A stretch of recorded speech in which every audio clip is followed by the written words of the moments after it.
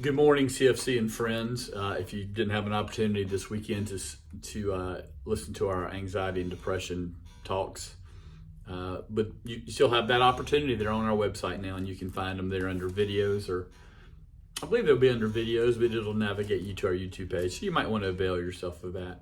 We're coming back to Jonah, though, this coming Sunday, and we're going to be looking at Jonah's response to the repentance of the Ninevites. If you remember, Jonah, after getting swallowed by the whale and being vomited on the beach, he does go to Nineveh and he preaches the gospel.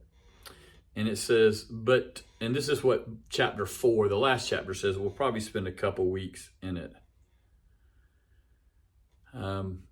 It says, but to Jonah this seemed very wrong, and he became angry. Wow. He prayed to the Lord, "Isn't this what I said, Lord, when I was still at home? This is what I tried to forestall by fleeing to Tarshish. I knew that you are a gracious and compassionate God, slow to anger and abounding in love, a God who relents from sending calamity. Now, Lord, take away my life." It's the second time Jonah's tried to take his life. Once by being thrown in the ocean, now asking God to take it. "For it is better for me to die than to live." But the Lord replied, "Is it right for you to be angry?" That's some pretty powerful stuff here. Jonah disagreed with God's graciousness to the Ninevites, but to Jonah, this seemed very wrong. Jonah is like many of us. He wants to live in a world where there's clear justice, and justice is brought in the right way. And in his mind, we punish the evil and reward the good. It's what we do in school. You get an A+ for getting all the questions right. You get an F for missing all the questions. If you break a rule in sports, there's a penalty.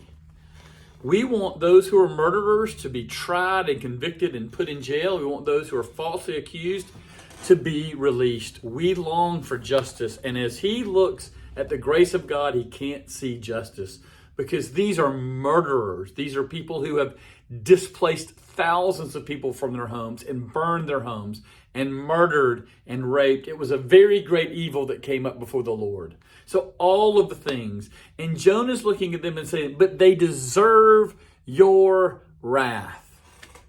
And God instead gives them his grace, and Jonah is angry about that. None of us want justice, my friends.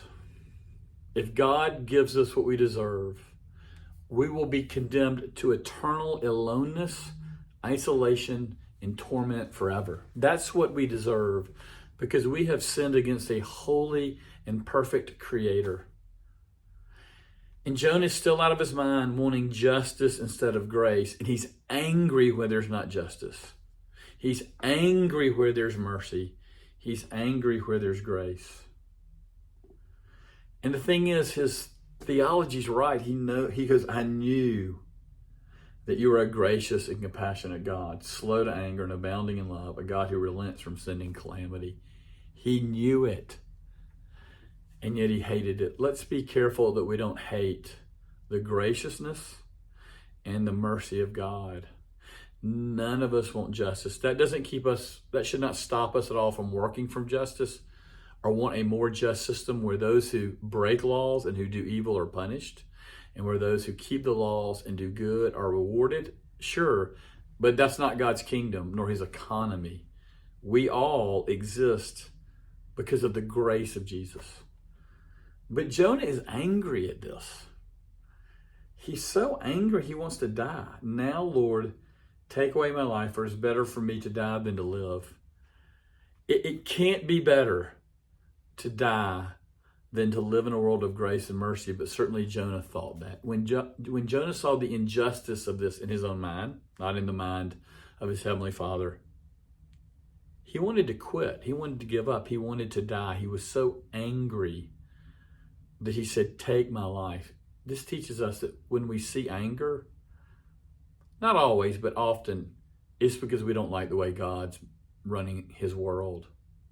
We don't think he knows what he's doing. We don't think he's just. We think he's wrong. And anger flows up out of those places where we think he's wrong. Man, it's a fascinating passage. It's going to be good to be again with you, back with you in Jonah this Sunday, and I look forward to being with you and seeing you. Have a great week, and it's good to be with you.